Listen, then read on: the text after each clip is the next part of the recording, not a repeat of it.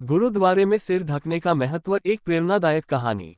पंजाब के एक छोटे से गांव में अर्जुन नाम का एक नौजवान रहता था। अर्जुन पढ़ाई में होशियार था, लेकिन धर्म और परंपराओं में उसकी ज्यादा रुचि नहीं थी। वह अक्सर गुरुद्वारे जाता, लेकिन सिर ढकने को जरूरी नहीं समझता। उसकी सोच थी कि भगवान को सिर ढककर या बिना ढके कोई फर्क नहीं पड़ता।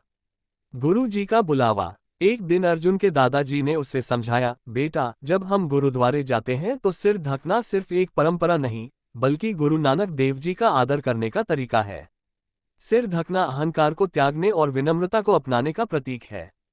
अर्जुन ने दादाजी की बात को हल्के में लिया और बोला, दादाजी, ये सब पुरानी बातें हैं। भगवान दिल में होते हैं, सिर ढकने से क्या फर्क पड़ेगा। अर्जुन का अनुभव। एक दिन गांव में एक ज्ञानी संत का आगमन हुआ। वह गुरुद्वारे में प्रवचन कर रहे थे। अर्जुन भी उत्सुकतावश वहां पहुंचा। संत ने एक अनोखी बात कही, जब हम राजा के दरबार में जाते हैं तो सिर झुकाते हैं, सम्मान प्रकट करते हैं। जब किसी विद्वान या गुरु के पास जाते हैं तो सिर झुकाते हैं। तो फिर गुरु ग्रंथ साहिब जी के सामने सिर क्यों न ढकें। सिर ढकना ये दर्शाता है कि हम अपने अहंकार को त्याग कर गुरु के समक्ष समर्पित हो रहे हैं। गुरु नानक देव जी की शिक्षा। संत ने गुरु नानक देव जी की एक कहानी सुनाई।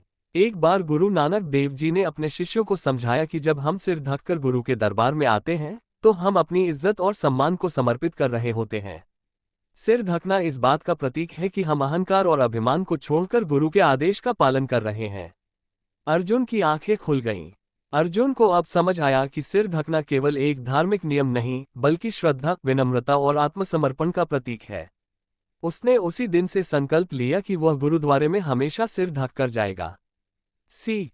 गुरुद्वारे में सिर ढकना ये दर्शाता है कि हम गुरु के सामने अपना अहंकार छोड़कर विनम्रता और श्रद्धा के साथ मत्था टेक रहे हैं। ये हमें आत्मिक शांति और सम्मान का एहसास कराता है।